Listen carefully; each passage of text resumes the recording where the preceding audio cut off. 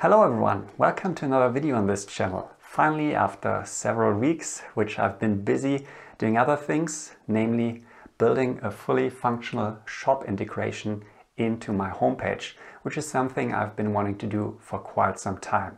And in this video, I'll show you how you can do the same. So if you remember, a few years ago, I did a video about the art marketplace RedBubble, which I've been using for many years to sell my prints. Such a marketplace is easy and simple to set up, and yeah, it did well for me for several years. But what's hard with such marketplaces is if you want to have a fully branded shopping experience for your customers, and also if you want to build customer relations. Also, I wanted to sell fine art prints on fine art papers, and the selection of papers on RedBubble, although good quality, was not suited for that. And that's the same with many other of such marketplaces. So that's why I've now put in the work to build a full integration into my homepage. As I said, I'm going to show you how you can do the same and what's required, because there's kind of a list, a checklist you have to go through to ensure that you're able to sell prints yourself. But first, we're going to look at some of the options, and then I'm also going to show you how I set everything up. So let's start. While I use self-hosting for my homepage and I've built everything on my homepage myself, including all the scripts, doesn't mean that you have to do the same and that this is the only option to create a custom print shop experience. So let's look at some of the options out there. And one of the most popular ones here is Squarespace, and we're going to look at the pricing and what you get for it. If you want to have e-commerce on your homepage, you actually have to at least take this business offering, because the personal one doesn't have fully e-commerce integration, and that's what we need. So you see here you pay for this basic offering $25 a month, and you also pay 3% transaction fee. If you are billed annually, you can save a lot actually. Then if you want a few more options, because this is just the integration, but maybe you want to have advanced shipping, so being able to set some special shipping options, maybe you want discounting and other custom functions, you can look at up to $50 a month. Here you also won't pay a transaction fee for each purchase. If we go yearly, let's say if you build monthly, it's like $300 a year.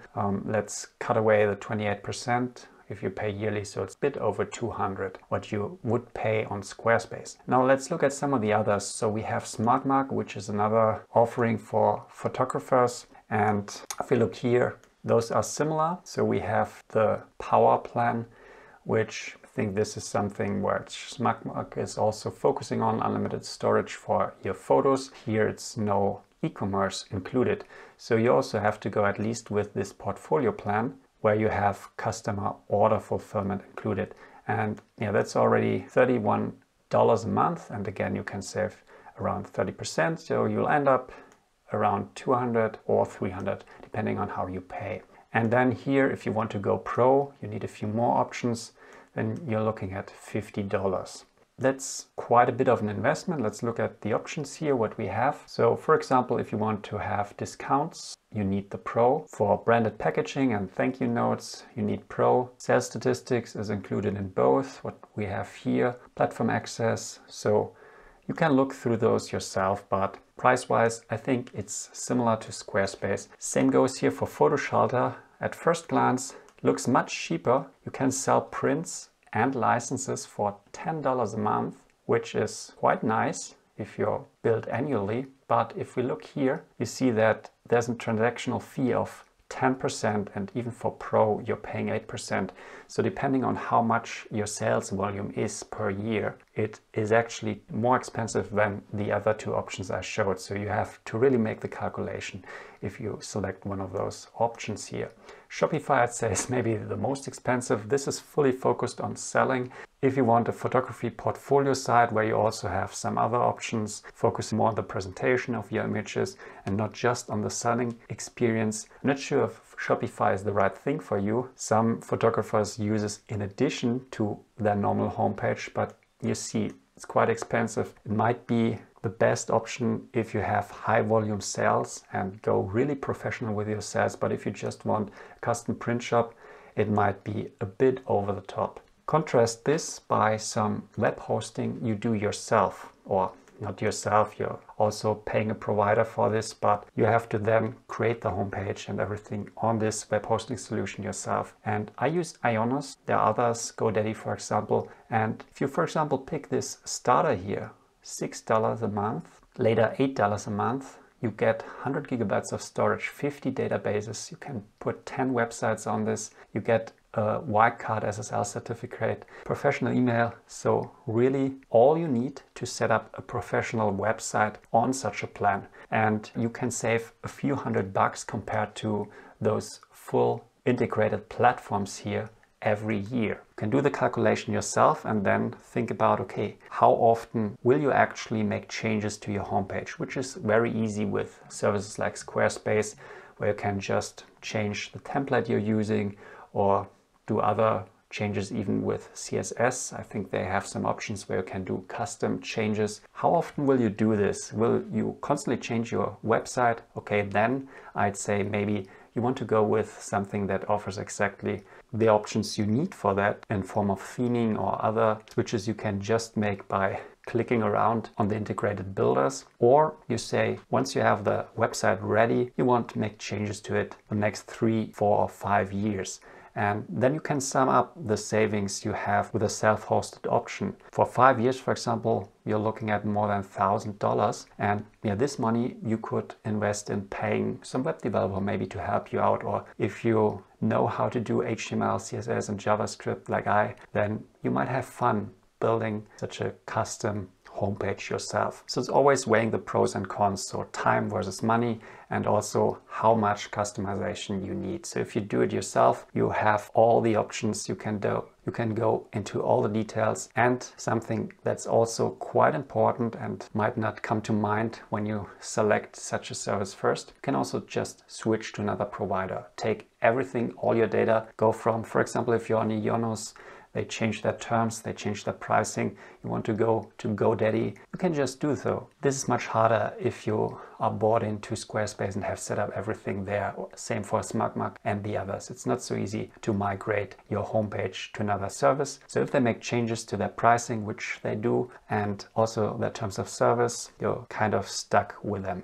Okay, now let's get a bit more practical. Let's say you've selected one of those platforms or to self-host your print shop. Then there's a checklist you have to go through so you can actually sell prints. And this checklist, that's independent of whatever of those options you use. So it's not just for self-hosted like I did. And let's start with some very important thing. So if we go to my homepage, down here you have a privacy policy, legal notice, and a disclaimer. So those three I already had before integrating a shop. It's a requirement. I'm living in the EU, my homepage is hosted in the EU, and also I now want to do business in the European Union. So those three are the fundamentals, and you should have those on your homepage no matter where you live. Getting a privacy policy is actually a bit of a pain because those privacy policies, they are very long because they have to really include everything in terms of general data and personal data you might collect from somebody visiting your homepage. You have to explain very well how this data is used, where it is captured, how it is stored, and also inform the visitor of your homepage about his or her rights. You can use templates or generators to create such a privacy policy. There are several out there. Problem with those is they are very generic, and most of the time whatever comes out of those generators does not directly fit your offering. So either you have to then go in and adapt it, make it really custom so it's specific to your offering and nothing is left out, or you can use a service to create those legal documents, also including the others you need, and we go to those in a second. So there are some services, and you might pay around $10 a month on a subscription basis, or you pay a lawyer to create those ones, but then they might not be up to date and you might still have to go in and adapt those. If there's a change to your homepage, you need to make an update. Once you turn your homepage into an e-commerce homepage, you also need, down here you see it, terms of service and a cancellation policy. And again, creating those is not very easy on your own. There again, templates. Shopify, for example, offers a very generic template you can use, but I looked at it, I read through it. There's so much in it which does not directly fit a typical print shop, and you would spend a lot of hours, maybe days, adjusting it. What you also have to do with all those notices, don't just put them down here on the page. Everywhere where you collect data or where you have print shop, put links to them and also some check marks. For example, if you go to the contact here, before somebody can send me a request, a message, also needs to read, or at least I tell him, here's the privacy policy, you agree to it, and you need the checkbox, and then you can send the data, because by sending me such a message, I get his homepage, maybe his name, information from him, so I'm collecting information, data. And the same goes then for the print shop. If you go to the print shop, once you click through the complete ordering process at the end, before you pay, you also need some checkbox for the terms. So that's the first steps, and this can take maybe longer getting all those legal documents together than setting up the actual shop. Another thing you might need is a consent form. So let me quickly show you what that means. The first time a user enters my homepage, down here I have this consent form where I inform a user about the cookies that might be saved on his or her computer, and then you can either accept the cookies or make a selection. For example, we have here Google Analytics, which I use to create statistics. Those are anonymized, but still a user might not want this data to be captured, so you can just deactivate it, and until this submission is made, no data, no cookies will be stored. And that's important if you use such a banner or pop-up. There are many out there you can get. Make sure that they are implemented in an opt-in fashion, so they don't capture any data or store any cookies before a visitor to the homepage makes a selection. And I also leave a link to my cookie banner, which I've created. It's open source. If you're on the self-hosting track and want to integrate one, this is a very lightweight solution you can use. And I have some videos about how to integrate it. So everything will be in the description of this video. Now the next thing you have to think about is the payment provider you want to use, or the payment gateway. So typical ones are PayPal or Stripe. And also already when you select your platform, you should have a look at what payment providers, what integrations those services, those platforms provide. So PayPal is quite common, Stripe also, and you should make sure that whatever selection you make supports the payment gateway you want to use. For example, what I have here, if we click through the prints here, let's say I add something to the cart, you already see this. Down here we have PayPal, that's what I've integrated, and I'm using the business version from PayPal, so a customer can also use credit cards and some other options. Another very important decision is also about the print provider you want to use. I, for example, will print on Hahnemühle paper, and I'll use Whitewall for that. I've been using Whitewall for many years now for printing my personal prints, and also if I had to make custom prints for some customers, my paper of choice was always the Hahnemühle Pearl, and this is what I also offer now in the shop. So with Whitewall EU, you can sell throughout the EU with quite reasonable shipping costs. And then there's also whitewall.com, which you would use if you're based in the US and most of your customers live in the US. This is one option. Another option is Creative Hub, which is by the Print Space. And what they offer is a full integration into many shops like Shopify, Squarespace or WooCommerce. So they provide drop shipping, and that's different to if you use Whitewall. This is all automated, because once the order arrives in your system, it's directly transferred to Creative Hub, where you upload your prints, set your prices and everything, and they will then do the fulfillment of the order automatically. So such an integration might be important for you if you sell a lot of prints and you don't want to have to go in manually and pass on the order to your print lab. This is also an important decision to make at the beginning, because you need to know where such an integration is available. For example, I said Squarespace, WooCommerce, Shopify, and if you take one of the others, you really need to check if this is possible with Creative Hub if you want to use them. Otherwise, I don't think there's a problem with doing it manually. If you sell a few prints a month, if you're doing fine art most of the time, it's not such a high number of prints, then you can also do this manually. So an order arrives in your shop, you get the email, you take this order and fill it into the Whitewall ordering system and have it then directly delivered to the customer. So this is possible with WhiteWall, but it's not fully automated. So that's an important decision you have to make. What do you want in terms of automation? And you could use some other lab or maybe a local lab you work together with, and yeah, discuss with them how you can make this handover of the orders. And also this is something you have to mention in your privacy policy and in your terms. So because here data is passed on to the print provider. So it's not just then the personal data you capture during the ordering, you also pass it to the print provider for fulfillment, and you have to explicitly state this in those legal documents. Now the final and maybe most annoying point on the checklist is you have to think about tax.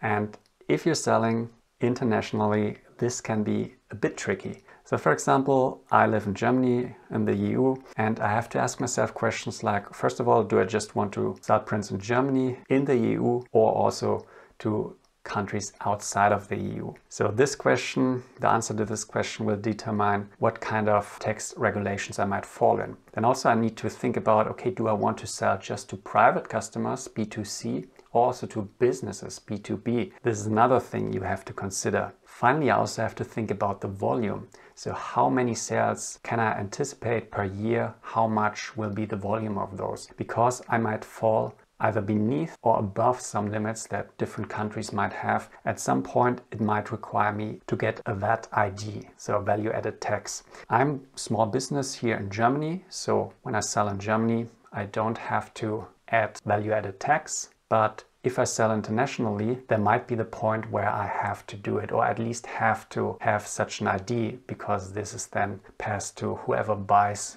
my products. So it's a bit complicated.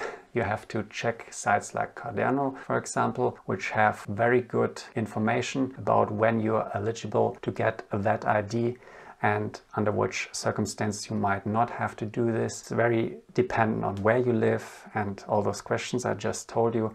I can't give you advice here. Best advice might be seek professional counsel on this, but you can first start with such pages to get an overview here. So up until now, we covered quite some ground, laying the foundation for an e-commerce site where you can sell your prints. Since this video is already dragging on quite a bit, I've decided to split this now. So we'll have a second video in which I'm going to show you the integration of such a shop, how I did it, and also give you some tips what you can do to make it a bit more professional. And yeah, till then, see you. And if you like the video, don't forget, leave a thumbs up and subscribe for more, for the next video in particular. Yeah, till then, see you.